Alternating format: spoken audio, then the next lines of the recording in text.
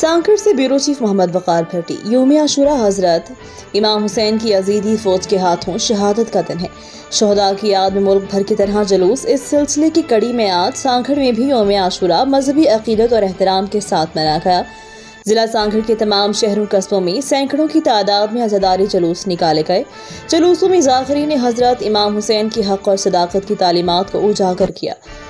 10 मुहर्रमुल हराम यौम आशूरा का सबसे बड़ा बातमी जुलूस ज़ेरे निगरानी अंजुमन हैदरी हज़ारा, जिसकी क़यादत मुज़फ़्फ़र हज़ारा और दीगर अंजुमन ने, जिसमें अंजुमन आल इमरान इमाम बारगाह, नकी हुसैन शाह अंजुमन हुसैनी इमाम बारगाह, जिसकी क़यादत अमीन बलूच मकरानी कर रहे थे।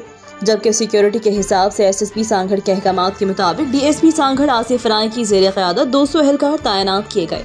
उन एहलकारों ने जुलूस के रास्तों पर सख्त तरीन फुल प्रोटोकॉल के साथ सिक्योरिटी तैनात की हुई थी।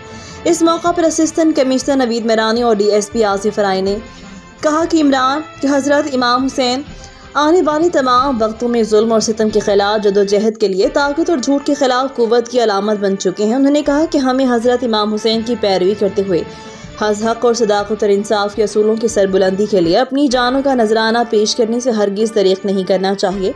जबकि जुलूस के इख्ताम पजीर होने के बाद मजालिस शामी ग़रीबा मुनक़िद होगी।